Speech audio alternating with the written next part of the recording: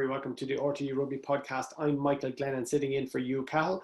On the panel today, we have Bernard Jackman, Donal Lenihan and Wes Liddy, RTE Rugby producer. We're going to jump straight into it, guys. We'll get to Munster and Leinster in a minute. They had great wins, but Champions Cup round 2, Ulster losing on the road to Gloucester. They racked up 3 yellow cards over the course of that match and conceded a try in injury time. Bernard, what did you make of it? Yeah, I think the yellow cards were a big factor, even though when they were down to 13 men, they actually managed to outscore Gloucester 6-0. But I think over the course of the game, it led to fatigue, and they really folded in that last 7 or 8 minutes after John Cooney's brilliant individual try. You thought Ulster were home and hose, but when Gloucester went back at them, then they just looked out on their feet, and I think playing having 3 yellow cards, playing 30 minutes with a numerical disadvantage was key in the end, and they'll be absolutely gutted. I mean, realistically, Gloucester aren't a contender. It's one thing losing to lose, but you need to be beating teams like Gloucester to warrant any aspirations to qualify. So they're out now, and I think it'll be just a race to try and make the Challenge Cup. Yeah, I see they're 4 from bottom on 3 points. But beneath them is Connacht, who lost their second game of the competition as well. They turned down a losing bonus point at the end. I mean, it was just probably a little rush of blood to the head at the end of that. The captain just went to the corner, declined that, and that seems to have put them out of the running as well. Yeah, I think Andy Friend's very disappointed. Again, they had a great performance away against Racing. But yeah, just didn't really fire at all, and I think the conditions probably didn't help. They do want to play rugby, but really impressed with Bristol. They're a team who go all out attack, but they definitely sensed they could get the upper hand on Connacht in the tight, particularly with that maul, and very well drilled, and that was really the win of the game. Connacht couldn't handle the Bristol maul, and they just didn't really play any rugby, and that incident at the end where they didn't take the points on offer. Scoring a try would have made no difference. They weren't going to get 2 bonus points, so a little bit of rush of blood to the head. But having lost the first game, we're just chatting off air. I think if you lose one this early doors, it's curtains really.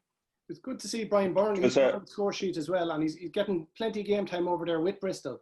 Yeah, it's been good for him. I think Harry Tacker's injured, but that's what you want. You want fellas who can't get opportunities or being let go in Ireland, staying in the game, and he's in a very good environment at Bristol. They'll be thereabouts for the Gallagher Premiership, and hopefully he can continue to get good game time and maybe come back to Ireland a better player.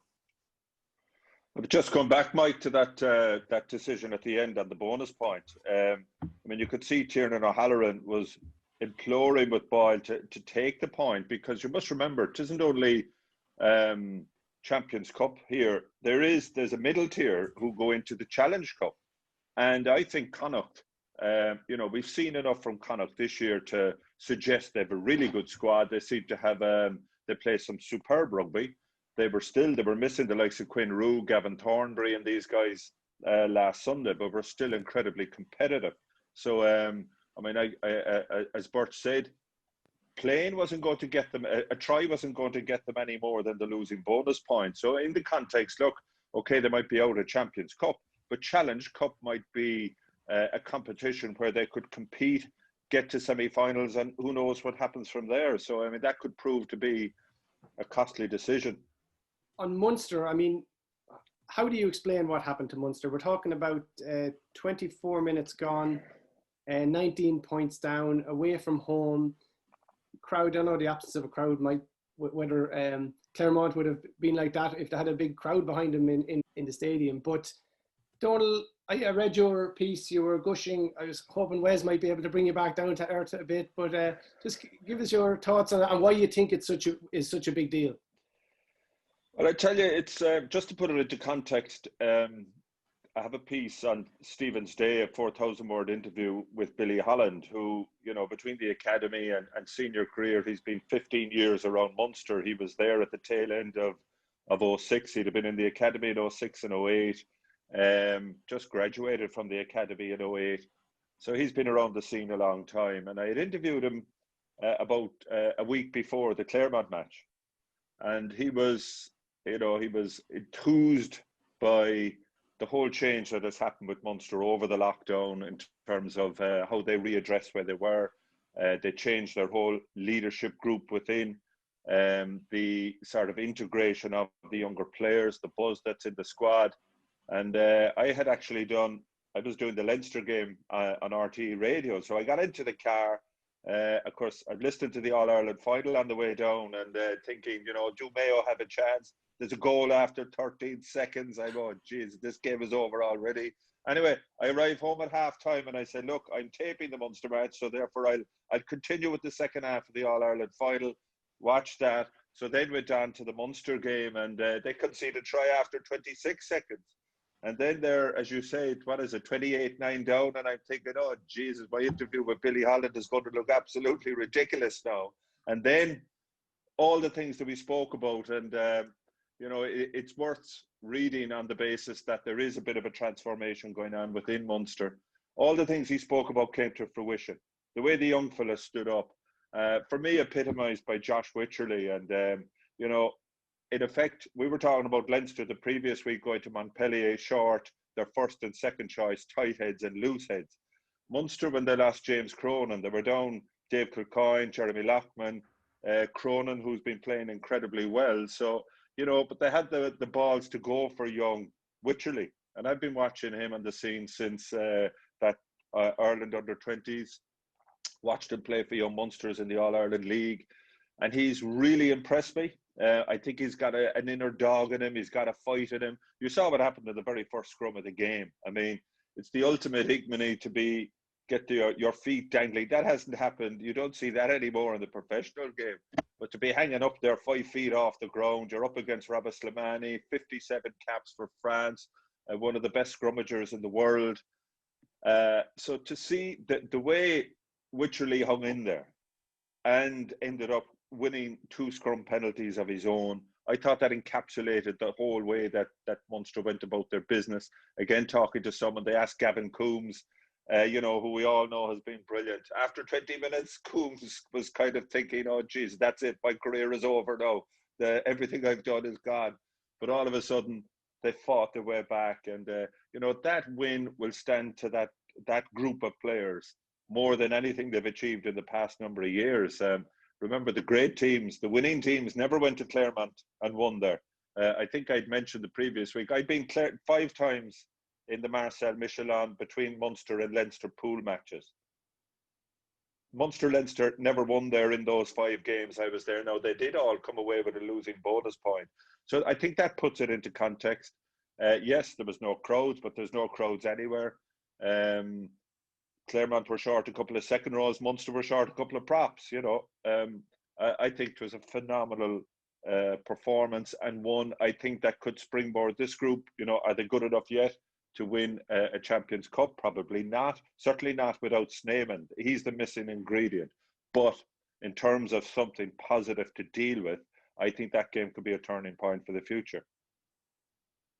Yeah, I mean, even going back to Sneeman, that seemed to take the wind out of the sails of Munster when that injury occurred. I mean, you could kind of see it in the body language when that happened and over the next couple of games. Wes, just get your thoughts on the performance of Munster there, and would you be as optimistic as Donal that it is a major turning point? Certainly be hopeful it is anyway. I think Wycherley is the obvious standout, as Donal said.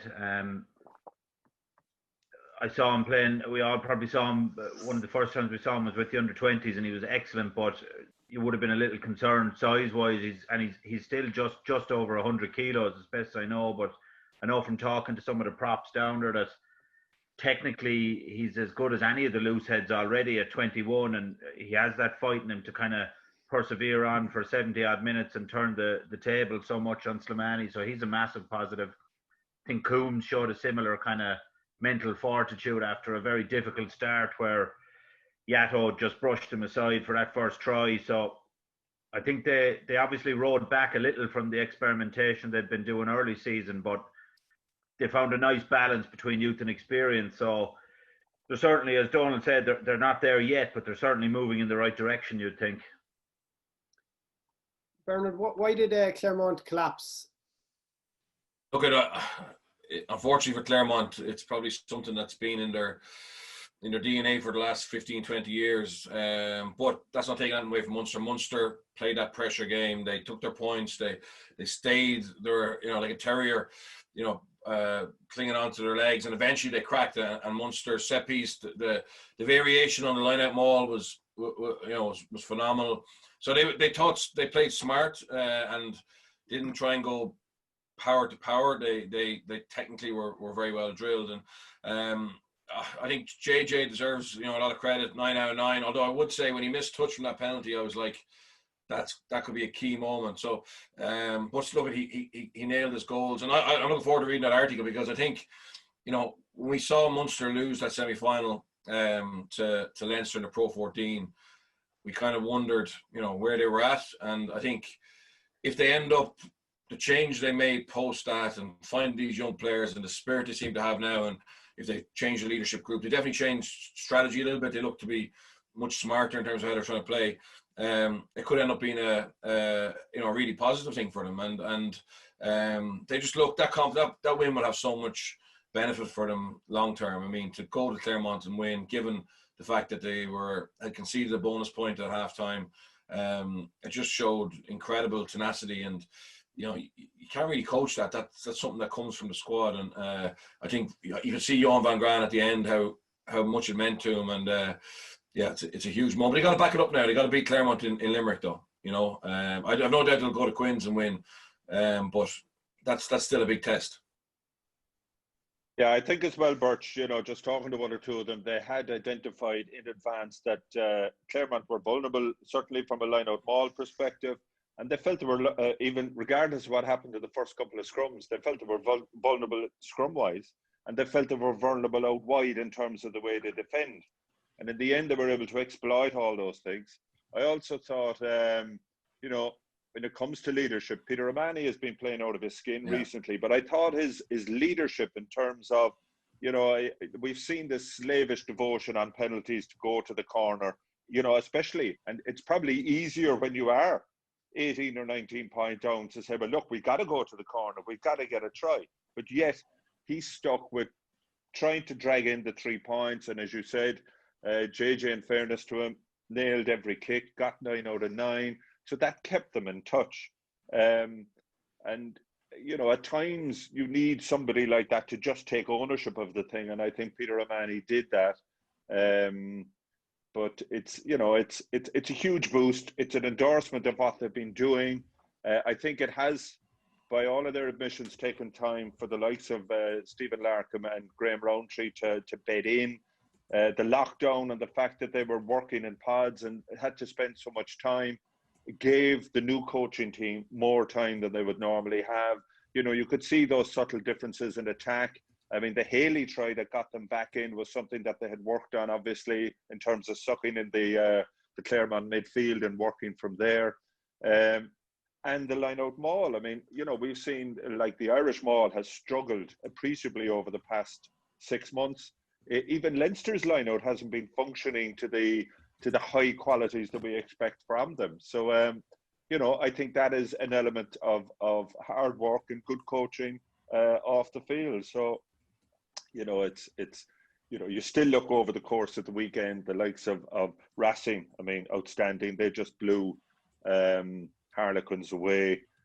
Leinster, I think, will certainly be, you could almost say Leinster have a home semi-final already, so they're in a very strong position. Exeter, because their game was called off against Toulouse, they may now struggle to qualify. So all of a sudden, you've Saracens, who've been the sort of the itch on the Irish teams for the past number of years. They're gone. Exeter might struggle to qualify on the basis of getting nothing out of Toulouse. So, it puts those Irish teams, and to be fair, some of the French sides, in pole position for those quarterfinal playoffs. Wes, what did you make of that? The cancellations on the penalties for, I see, Scarlets, Lyon, La Rochelle, and Toulouse, all on papers 28-0 wins. Is that harsh, or is it better to have the consistency instead of people making appeals to the Champions Cup organisers to say this is the reasons here? Is it much better that we have clarity and it's just a straight 28-0 defeat if you can't field? I think it's extremely harsh. If you can't feel like, it's not like they're well, I mean, I guess we don't know their motivations in some cases, but if it's a genuine outbreak of something in the times we're living in, to penalise someone like that, I think is one, over the top, but two, I think it compromises the entire pool structure.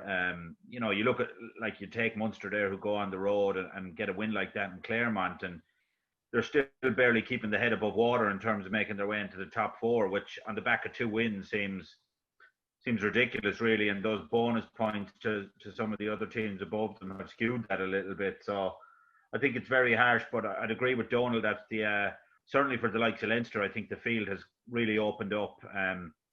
Saracens been out of the way is a huge incentive for everyone.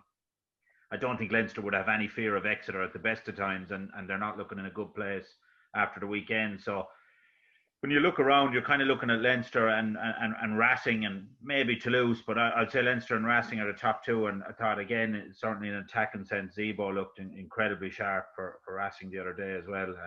Got a brilliant try. Just looks, his pace alone looks back to where it was kind of 2 or 3 years ago after maybe a quiet season. Hard to know which season to refer to, because last one was so truncated, but 2 seasons / 1 season ago, he looked a bit sluggish, but he's certainly back to his best now, it seems. And just on that point, sorry, Mike, I mean, Yeah. you put yourself in Glasgow shoes. They played against Exeter, right? Okay, they got hammered on the day, but, you know, Exeter had the outbreak of COVID. So therefore, you have to isolate. I mean, I put it this way, had they won their opening game, and then you end up getting nothing from the next game as a consequence of visiting a team who had a COVID outbreak, it does seem incredibly unfair. I mean, I see the system they have in the Gallagher Premiership. They've actually changed it from the games that were cancelled only a couple of months ago at the tail end of last season, in that for that Leicester-Newcastle game that's cancelled, Newcastle, I think, get 4 points. Leicester, being the team that had to pull out because of COVID, they get 2 points. So, you know, they have a different operation at play there. But, you know, who's to say with the way this thing is growing now that you're not going to have more disruptions in January? I mean, the whole thing, unfortunately, it's in the lap of the gods at the moment until we see an improvement in the number of cases that we're having at the moment. Very good. Yeah, I mean, we are glad to be having some sport at all. I mean, who knows? It could all go up in smoke at any moment. Bernard, can I just give you 2 names? The referee from Saturday's game in the RDS, Pierre Brousset, and TMO Ollie Hodges, who's been on the scene a good bit. Between the 2 of them, they didn't deem that Tom Wood deserved a red card. Now, he has been since cited for alleged contact to the head.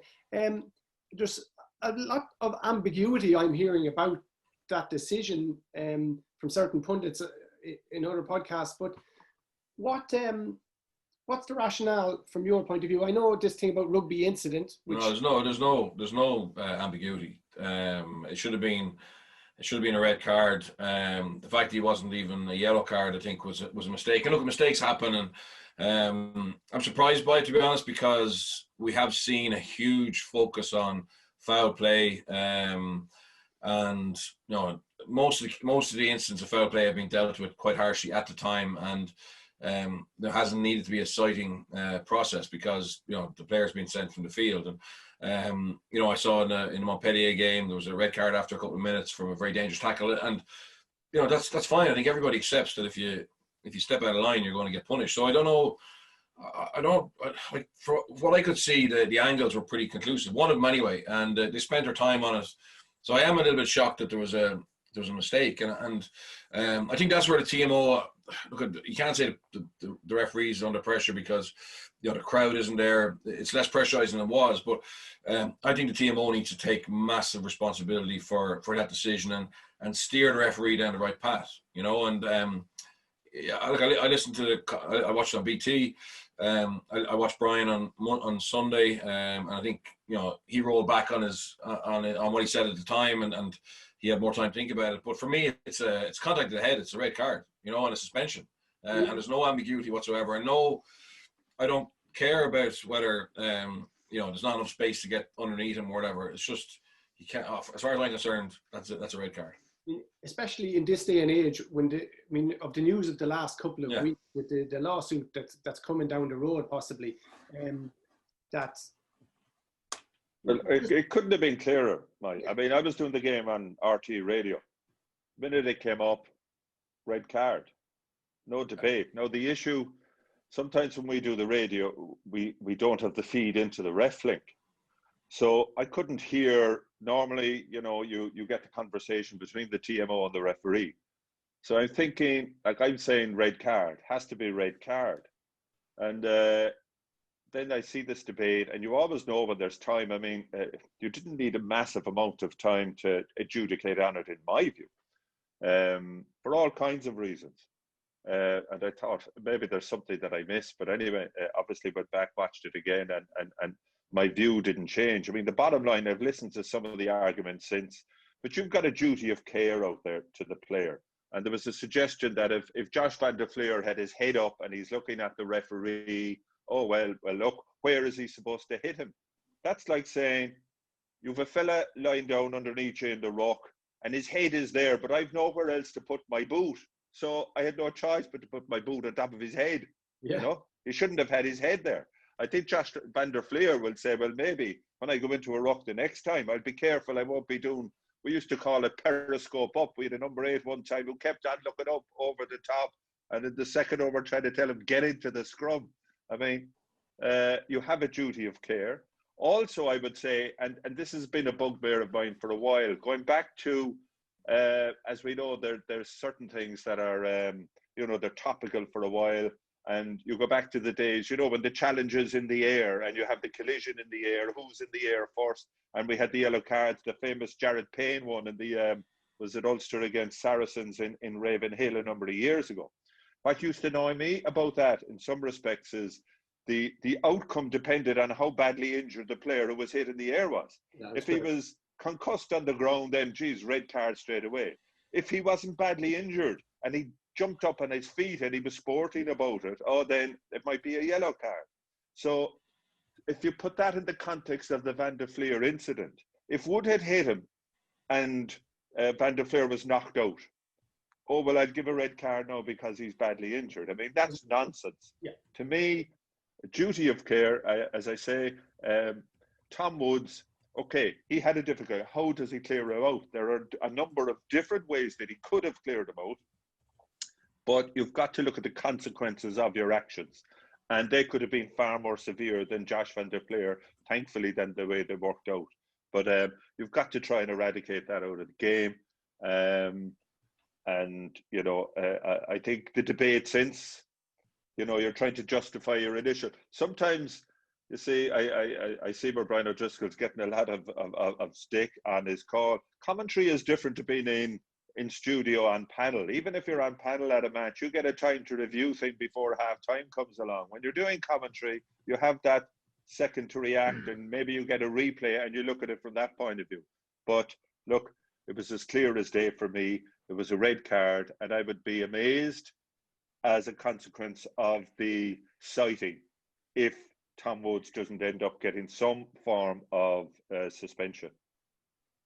Yeah, I mean, especially in the environment we're in now, it's rugby is kind of at an existential crisis now, whether parents are going to want to send their children to be playing this game. It was Matt Dawson a couple of weeks ago. He said if his kids are good enough to play professional rugby, he'll probably send them to play a different sport. So there's somebody who is a man of that much experience who won't be pushing his kids into playing rugby. So this is what this is about at the moment.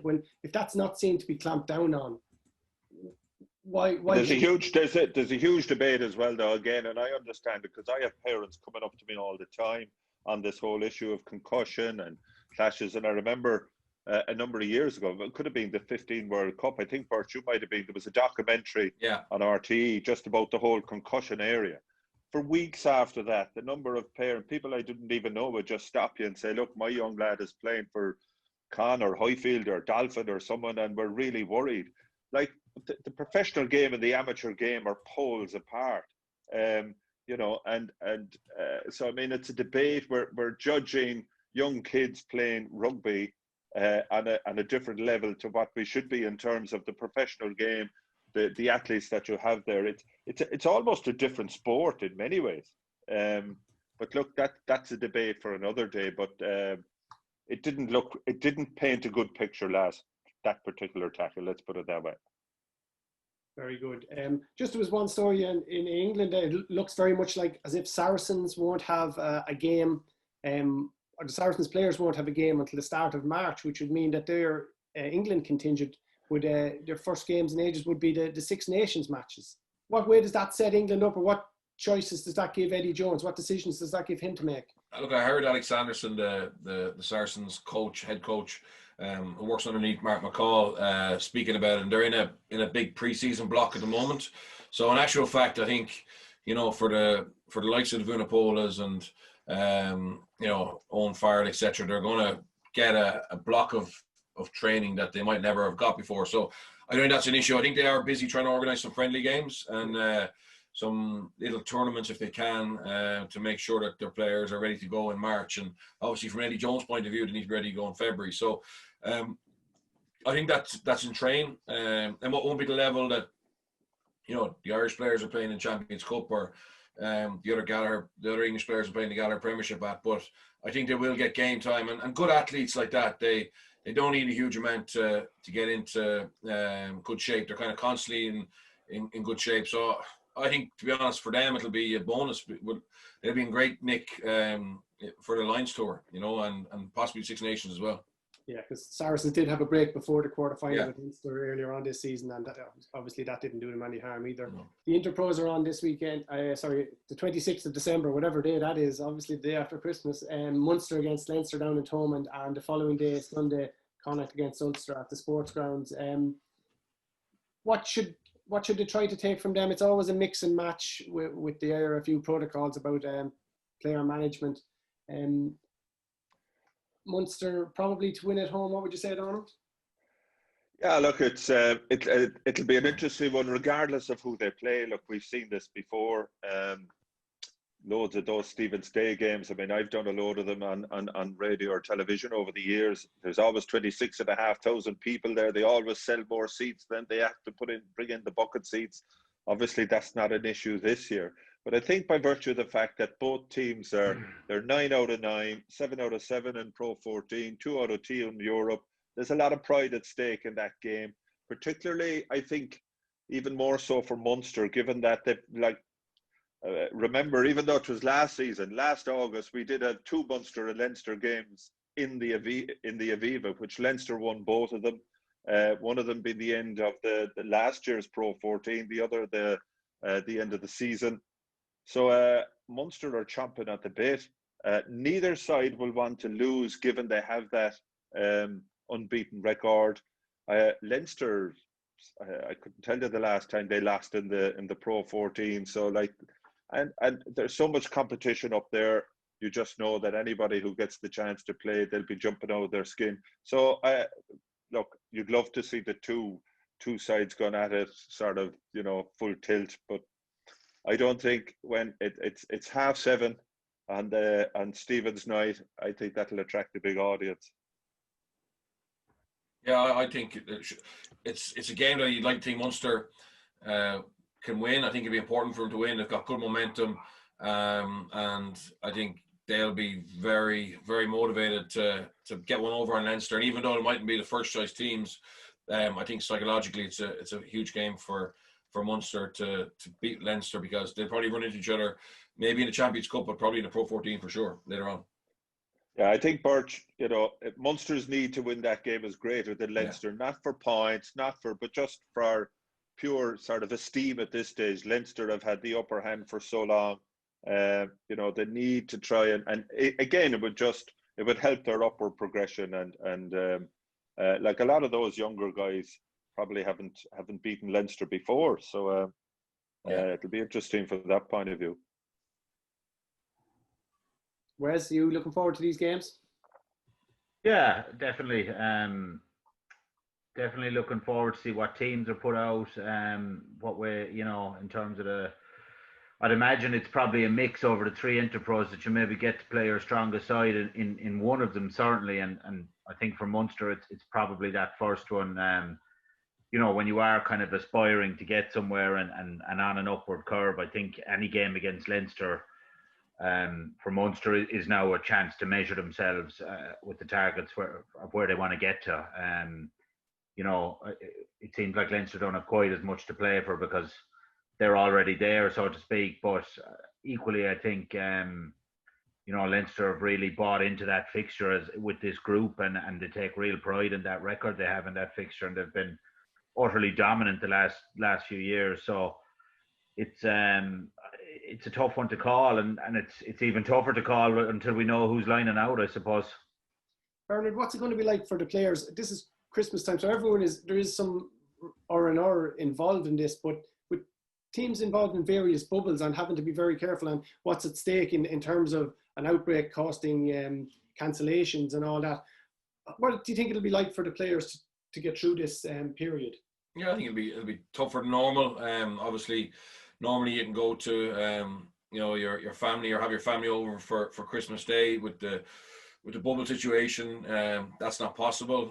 So you know, the lads will be staying in their own household, maybe going visiting from the garden for a little while. So it is different. But look, they're so relieved to have rugby and to be back playing. I mean, you know, they appreciate how lucky they are that the competition is still going ahead, and you know, it's obviously giving people in their houses who can't do anything some live sport to watch as well. So they're not, there's no cribbing or crying from a player or coach's point of view. They're just they appreciate this is the way it has to be, and it's hopefully a 1 year thing, and they're very lucky to still be able to go and play.